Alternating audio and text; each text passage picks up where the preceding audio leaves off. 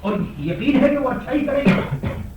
اللہ یہی تو صحابہ رضی اللہ تعالیٰ عنہ کا جو یہ عقیدہ تھا، اور وہ ہر وقت عرض کرتے تھے یا رسول اللہ میری ماں اور میرے باپ آپ پر قربان، یا رسول اللہ میری جان آپ پر قربان، یا رسول اللہ میرا مال آپ پر قربان. کیونکہ وہ جانتے تھے کہ جس مرشد کامل کے ہاتھ میں ہم نے اپنا ہاتھ دیا ہے، اور جس مرشد کامل کے دامن کو ہم نے تھام لیا ہے، وہ ہمارا مرشد کامل ایسا ہے کہ وہ کسی مرحلے پر کسی منزل پر چھوڑنے والا نہیں ہے.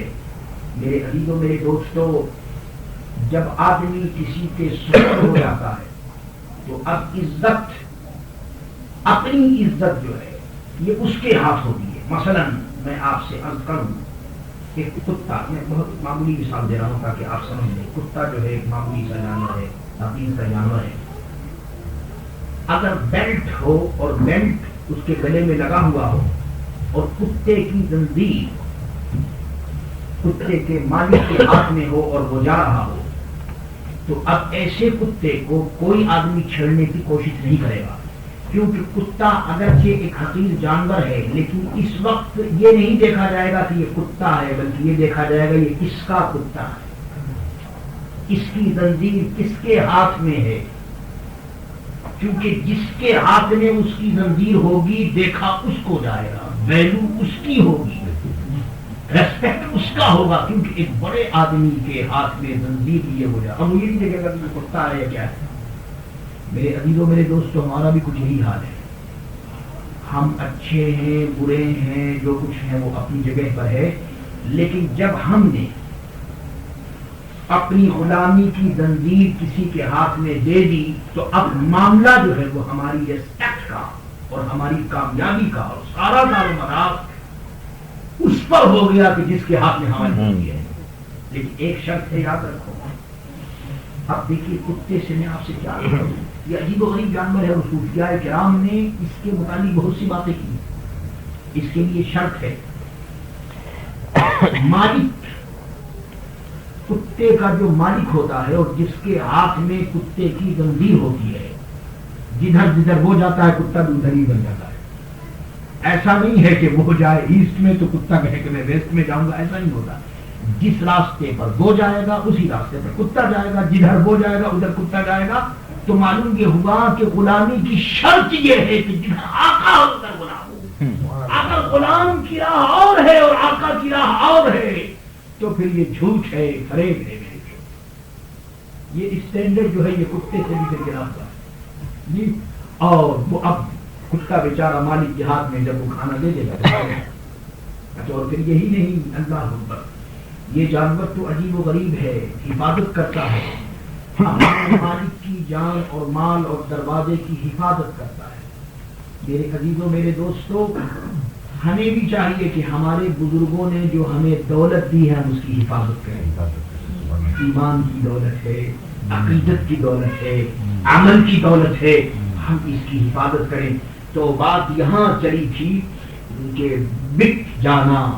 تو اب یہ سب کچھ اس بات پر موقوف ہوا کہ آدمی امید، آپ جانتے ہیں کہ امید یہ ایک آرزو ہے اور اس کا پورا ہونا ضروری نہیں. امید کا پورا ہونا یہ ضروری نہیں ہے، جو آدمی امید کرے وہی ہو جائے یہ ضروری نہیں ہے. مثلا آپ نے امید یہ کی ہے کہ فلاں آفس میں ایک پوسٹ خالی ہے، ویکینسی ہے، اور وہ پوسٹ آپ کو مل جائے گا، یہ امید ہے.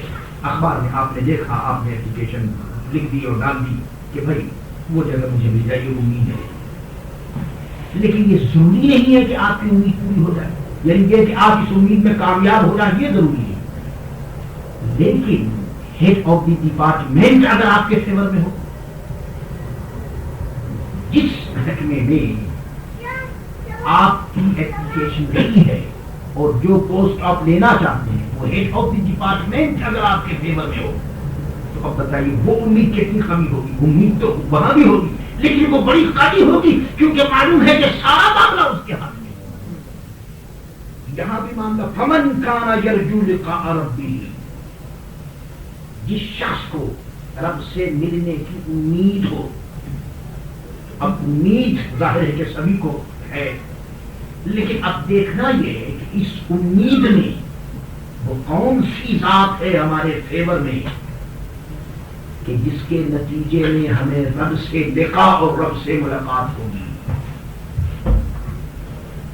تو آپ خوب جانتے ہیں کہ اس دنیا کا بھی دستور ہے، یہ بالکل میں سمجھانے کے لیے عرض کر رہا ہوں، مثال دینا مقصود نہیں، سمجھانا مقصود ہے کہ اگر کنگ سے آدمی ملنا چاہے تو اس سے پہلے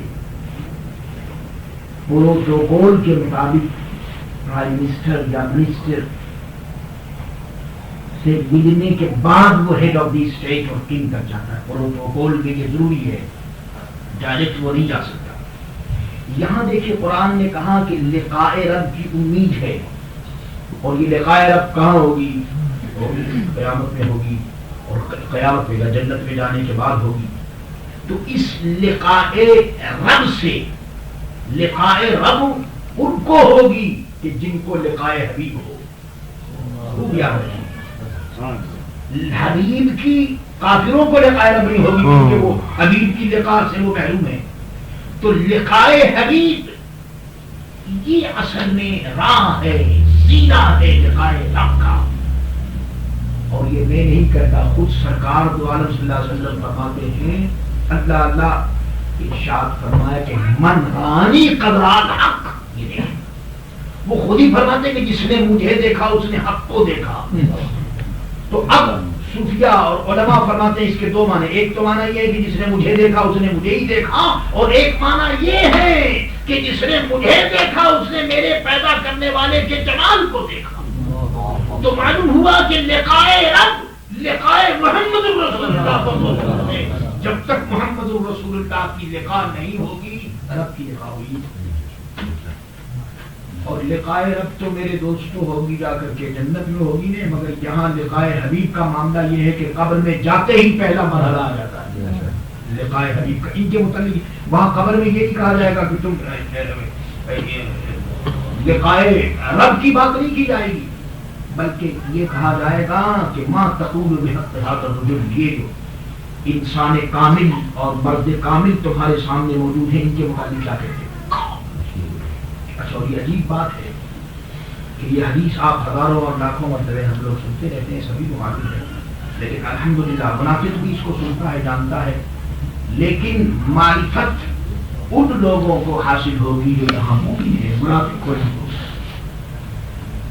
تو وہاں لقاء حبیب حضرت محمد مصطفیٰ صلی اللہ علیہ وسلم کی زیارت ہوگی، اور اس زیارت میں اگر اس نے وہاں پہچان دیا ہو، اور پہچاننا تو جبھی ہوگا نا جب یہاں سے تعلقات ہوں گے۔ اب اگر یہاں وہ یہی کہتا رہا کہ ہم بھی آدمی ہیں وہ بھی ایک آدمی ہے، ہم بھی بشر ہیں وہ بھی ایک بشر ہیں، ہم بھی کھاتے پیتے ہیں وہ بھی ایک کھاتے پیتے ہیں، تو اس ظالم کو وہ چہرہ نظر آئے گا جو ابو جہل کو نظر آیا تھا، اور اگر وہ چہرہ جو حضرت ابو بکر صدیق کو نظر آیا تھا تو اس کے لیے تو پھر یہی کہنا پڑے گا کہ یا رسول اللہ عبادت خدا بزرگی تو ہی قصہ مختصر، یا رسول اللہ آپ جیسا تو کوئی نہیں، اللہ ماں آپ جیسا تو کوئی آفاق کہا گردیدام میرے بتا گردیدام بسیار خوبا دیدام لیکن کوئی چیزیں دی گئی، یا رسول اللہ آپ جیسا کوئی نہیں، اللہ اکبر۔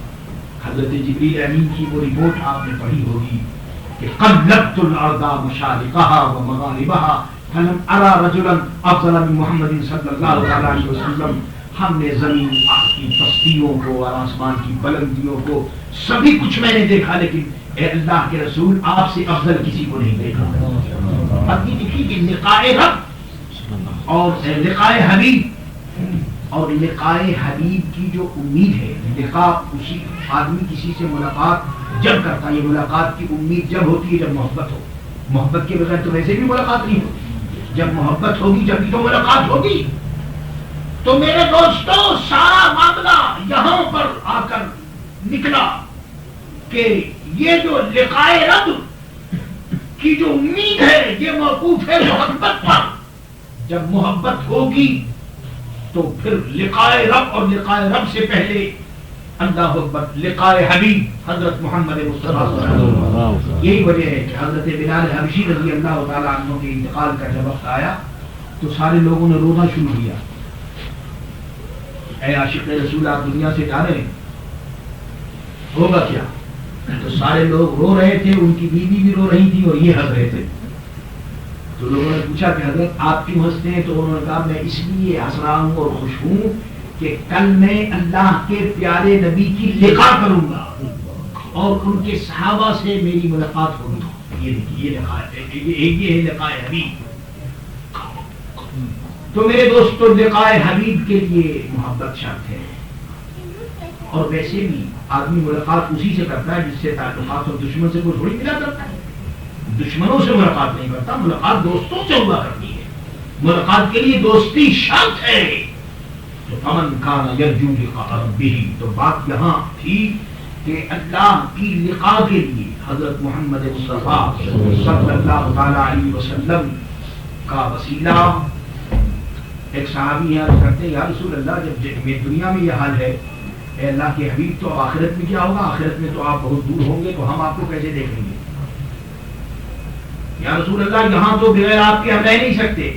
تو فرمائیں دیکھو المرء مع من احب، ارشاد فرمائیں کہ آدمی اس کے ساتھ ہوگا جس سے اس کی محبت ہوگی. تو اب یہ مسئلہ بھی حل کر دیا گیا کہ ہمارا جو حشر ہے یعنی قیامت میں ہم کس کے ساتھ اٹھیں گے. تو فرمایا کہ محبت شرط ہے. اگر تمہاری محبت اللہ والوں کے ساتھ ہوگی تو اللہ والوں کے ساتھ ہی حشر ہوگا. بات ذرا لمبی نہ ہو جائے، یہ حشر کے اوپر ایک بات عرض کرتا چلوں، اور یہ اس ماحول کے لیے بہت کافی ہے. یہ جو یہاں خواتین ہیں اور ہماری جو بہنیں ہیں اور بیٹیاں ہیں اور جو عورتیں ہیں وہ ذرا غور سے سنیں.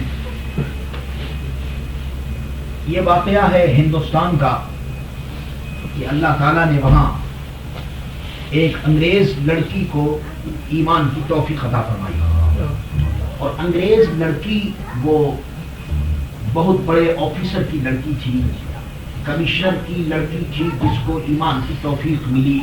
اس کے یہاں جو کک تھا، کھانا پکانے والا، وہ تھا مسلمان، اور اس کی صحبت میں وہ لڑکی بیٹھتی تھی یہاں تک کہ ایمان اسے مل گیا. میرے دوستو صحبت سے ہی تو سارا معاملہ ہے. اور آج کل کے دور میں یہ زہر ہے کہ ہمیں صحبت سے بچایا جا رہا ہے. جی فلاں کی صحبت میں مت جاؤ، فلاں کی صحبت میں مت جاؤ، ٹائم نہیں ہے. کک کی صحبت میں وہ بیٹھی تو اس کو ایمان مل گیا. باپ چونکہ بہت بڑا آفیسر تھا، کمشنر تھا، اس نے بڑی سختی کی، بہت یہ کیا وہ کیا، لیکن لڑکی بیچاری مرض بڑھتا گیا. جو دوا کی مریض عشق پر رحمت خدا کی رحمت تھی، مرض بڑھتا گیا. مختصر یہ کہ اس کے انتقال کا وقت قریب آ گیا. اس نے اسی کک کو بلایا اور بلا کر کہا کہ آپ کو معلوم ہے کہ میں مسلمان ہوں اور میں آپ کے سامنے کلمہ پڑھتی ہوں، لیکن میرا باپ چونکہ بہت بڑا عہدیدار ہے، مرنے کے بعد تو مجھے یہ چرچ میں لے جائے گا اور وہیں دفن کرے گا.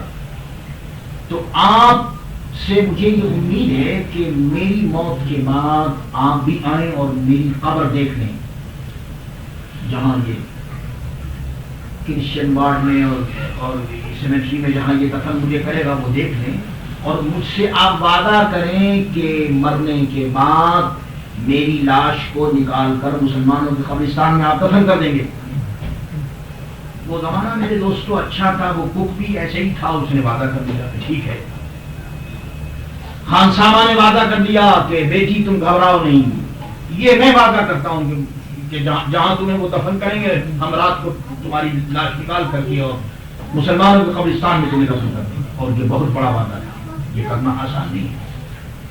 خیر یہ بیچارہ خان صاحبہ تھا، جب اس کا جنازہ اٹھا تو یہ بھی ساتھ ساتھ گیا. سارے انگریز تھے مگر یہ ایک مسلمان تھا. اس نے خوب اچھی طرح نشان لگایا اور دیکھا کہ یہ مقام ہے. جب رات ہوئی تو اس کو اپنے وعدے کا خیال ہوا کہ میں نے اس لڑکی سے وعدہ کیا.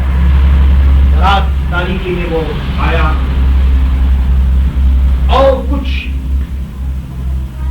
اپنے ساتھ کچھ سامان لے کر کے آیا اور اس نے قبر کو کھودا. تو قبر میں کھودتے ہی جب وہ لاش تک جب وہ پہنچا تو اس کی آنکھیں پھٹی کی پھٹی رہ گئیں اور اس نے یہ دیکھا کہ اس میں تو لاش مسکی نہیں ہے، مسکی لاش تو غائب ہے، اس میں اس کی دوست کی لاش رکھی ہوئی ہے. اسے اور بھی حیرت ہوئی کہ یا اللہ یہ کیا تماشا ہے. دوست اس کا کسی اور شہر کا رہنے والا تھا، اس کو اطلاع بھی نہیں تھی کہ اس کا انتقال ہو گیا. لیکن حیرت یہ ہوئی کہ یا اللہ یہ تو قبر ہے مصر کی جو کل انتقال ہوا ہے، مگر یہ میرے دوست کی لاش اس میں کیسے آ گئی. اس نے سوچا کہ چلو ہو سکتا ہے کہ دوست کی لاش اس میں ہو اور دوست کی قبر میں مصر کی لاش پہنچ رہی ہو. لہذا اب چلو وہ اس شہر میں گیا، اس کے بیٹے کے پاس پہنچا اور معلوم ہوا کہ واقعی اس کا انتقال ہو گیا. اس نے اس خانسامہ نے بیٹوں سے کہا کچھ نہیں کہ چلو ذرا اس کی خبر پر لے چلو. جب وہ قبر پر وہ گئے، انہوں نے دن کو اچھی طرح دیکھا اور یہ رات کو پھر پہنچ گئے وہاں اپنی کدال لے کر کے اور پھر انہوں نے کھودنا شروع کیا اس امید پر کہ ہو سکتا ہے کہ جب مصر کی قبر میں اس کی لاش تھی تو اس کی قبر میں ہو سکتا ہے کہ مصر کی لاش آ گئی ہو. اس نے جو کھودنا شروع کیا تو واقعی میں لاش تو تھی، لیکن جب اس نے کھودا اور دیکھا تو اس کو سخت حیرت ہوئی کہ اس میں ایک عرب صاحب لیٹے ہوئے تھے. ایک عربی عرب صاحب مدینہ طیبہ کے رہنے والے، ان کی لاش اس میں تھی. اب نہایت پریشان کیونکہ دوست کے گھر کا پتہ تھا تو اس نے قبر کا پتہ لگ لیا. اب یہ عرب صاحب کی قبر کا تو پتہ ہے نہیں کہ اب وہ وہاں جا کر کے دیکھے اور ڈھونڈے. نہایت پریشان کہ یا اللہ میری محنت ضائع ہو گئی اور پتہ نہیں چلتا تھا کہ وہ اس کہاں گئی. سخت پریشان. اللہ اللہ رات کو اس کے مقدر کا ستارہ چمکا اور دیکھا کہ وہی مصر سامنے موجود ہے. اس کک نے خانسامہ نے پوچھا کہ بیٹی خدا کی تجھ پر رحمت ہو، لیکن تجھے معلوم ہے کہ میں تو بہت پریشان ہو گیا ہوں اور مجھے نہیں پتا چلتا کہ تیری لاش کہاں ہے. اس نے کہا کہ بابا جی آپ فکر نہ کریں، میری لاش جہاں پہنچنی تھی اللہ نے پہنچا دی اور خدا کا شکر ہے کہ مدینہ طیبہ میں اللہ نے میری لاش کو مدینہ طیبہ کی سرزمین عطا کر دی. تو اس خانسامہ نے جواب دیا کہ اگر ایسا ہے تو پھر یہ کیا معاملہ ہے کہ تیری قبر میں میرا دوست اور میرے دوست کی قبر میں عرب صاحب.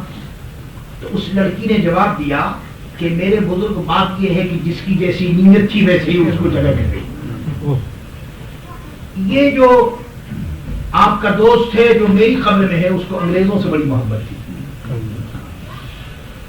انگریزوں سے بڑی محبت تھی، لہذا اس کا حشر جو ہے وہ انگریزوں کے ساتھ میری قبر میں ہوا، وہ انگریز کے قبرستان میں پہنچا دیا گیا.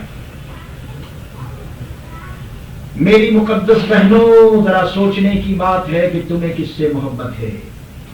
یہ جو زمانے کی چال ڈھال، پہننے میں اوڑھنے میں، یہ اسٹائل، یہ کٹنگ، یہ چلنا پھرنا اٹھنا بیٹھنا، پہلے عقیدہ خدا عمل بگڑا، اس کے بعد لباس کے اندر یہ تراش خراش، یہ انگریزوں کی نقل. کیا بتاؤ تم اس پوزیشن کو قبول کرنے کے لیے تیار ہو کہ تمہارا حشر انگریزوں کے ساتھ ہو؟ اگر تیار نہ ہو تو پھر نوٹ کرو کہ یہ سب کچھ کیا ہو رہا ہے. کیا ہمارے بھائیوں کو، کیا ہماری بہنوں کو کبھی حضرت فاطمہ کا بھی خیال آتا ہے رضی اللہ تعالیٰ عنہ، کبھی حضرت عائشہ صدیقہ رضی اللہ تعالیٰ عنہ کا؟ اچھا چلو وہ تو بہت دور کی بات ہے، اپنی دادی ہی کا خیال کر لو، اپنی نانی کا خیال کر لو، کچھ بوڑھے لوگوں کا خیال کر لو جن کی داڑیاں سفید ہو گئی ہیں. کیونکہ معاملہ یہاں ہے آخرت کا کہ جس کو جس سے محبت ہوگی اس کا حشر اس کی ساتھ. اس لیے خانسامہ صاحب آپ کے دوست کو محبت تھی انگریزوں سے، لہذا ان کا انگریزوں کو قبرستان میں پہنچا دیے.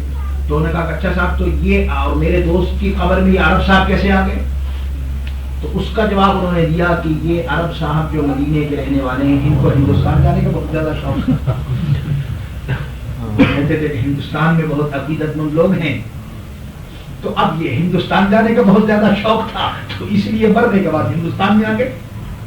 اور چونکہ میں اللہ کے پیارے نبی صلی اللہ علیہ وسلم کی محبت میں ہم نے یہ نہیں دیکھا کہ میرا باپ اتنا بڑا عہدیدار ہے اور یہ ہے وہ ہے، کیونکہ مجھے کالی کالی کملی والے سے محبت تھی، اس لیے میں مدینہ طیبہ پہنچا دیا۔ اب ہر آدمی میرے دوستو، اب یہ یہاں کوئی فتوے کی بات نہیں ہے کہ میں کسی کے اوپر فتوا دے رہا ہوں، بتا یہ رہا ہوں کہ ہر آدمی یہ دیکھے کہ اس کا معاملہ کیا ہے اور اس کی نیت کیا ہے۔ جیسی نیت ہوگی فمن کان یرجو لقاء ربہ، تو اب لقاء رب کی اگر امید ہے تو قرآن نے کہا کہ فلیعمل عملا صالحا، تو اب لقاء رب کے لیے سامان کرو، کیونکہ سامان کے بغیر تو کچھ نہیں ہوتا، پہلے ساتھ و سامان کرو۔ تو عملا صالحا، عمل صالح کرو، اچھے اعمال کرو، نیک عمل کرو، وہ عمل کرو جو تمہیں لقاء رب تک پہنچا دے۔ اللہ تو لقاء رب کے لیے جیسا کہ میں نے عرض کیا کہ پیارے نبی صلی اللہ تعالی علیہ وسلم کی لقاء ضروری ہے، اور حضور کی ملاقات، حضور سے کون ملاقات کرے گا؟ تو صحابی نے حضور سے ملاقات کی، اور صحابی سے ملاقات تابعین نے کی، اور تابعین سے تبع تابعین نے، اور پھر اماموں نے اور مشائخ نے اور بزرگوں نے، چلتے چلتے چلتے چلتے سلسلہ اب اس زمانے میں آ گیا ہے کہ اب اس زمانے میں اب لقاء رب اور لقاء حبیب اور لقاء صحابہ تو اب ہم یہاں سے کر نہیں سکتے۔ تو اسی کے لیے تو ارشاد فرمایا کہ عالم دین اگر باعمل ہو تو اس کا چہرہ دیکھنا بھی عبادت ہے۔ تو یہ جو بات کہی گئی اسی لیے کہ اب لقاء حبیب کے لیے ضروری ہے کہ علماء اور مشائخ کی صحبت میں بیٹھو، ان کی لقاء ہوگی، ان سے ملاقات ہوگی، کسب فیض ہوگا، تو پھر عمل کی توفیق ہوگی، عمل صالح کی توفیق ہوگی۔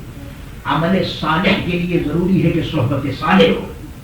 عمل صالح تو جبھی ہوگا کہ جب صحبت صالح ہو، اور صحبت صالح میرے دوستو، صحبت صالح کے بغیر ملاقات نہیں ہوتی۔ تو فلیعمل عملا صالحا، مختصر عرض کر رہا ہوں، ولا یشرک بعبادۃ ربہ احدا، اور رب کی عبادت میں کسی کو شریک نہ کیا جائے۔ تو رب کی عبادت میں شریک کرنے کا مطلب یہ ہے کہ جو کچھ عبادت کی جائے رب کے لیے کی جائے، جو کام کیا جائے رب کے لیے کیا جائے، اس میں دنیا کا، نام و نمود کا، نفس کا، اس کے اندر کوئی شائبہ نہ ہو، صرف اللہ۔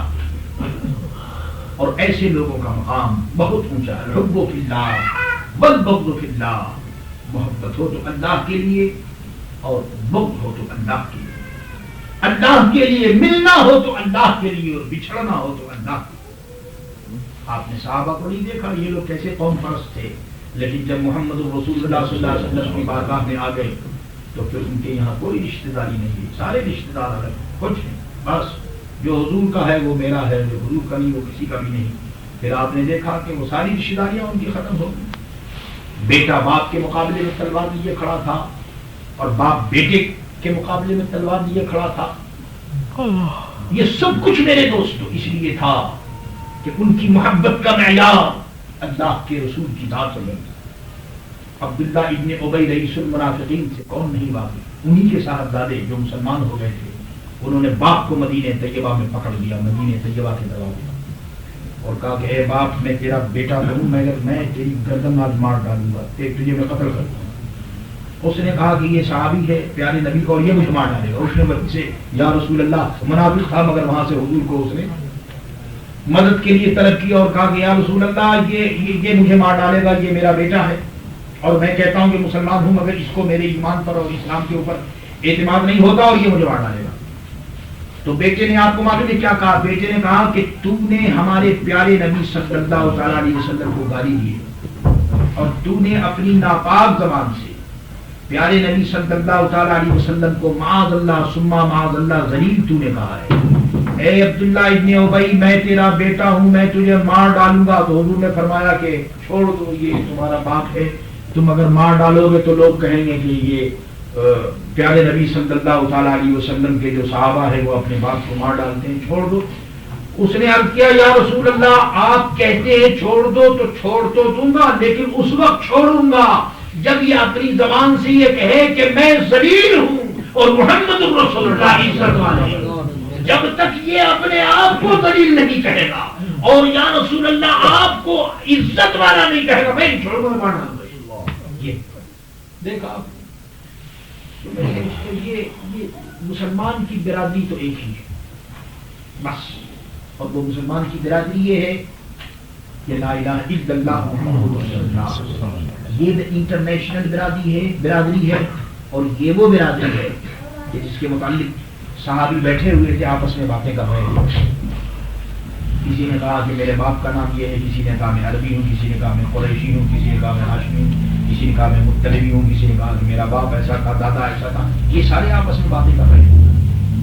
حضرت سلمان بیچارے یہ بھی بیٹھے ہوئے تھے کہیں دور میں، کسی نے پوچھا کہ حضرت سلمان آپ بتائیے آپ کی کوئی نسل ہے، کوئی برادری ہے؟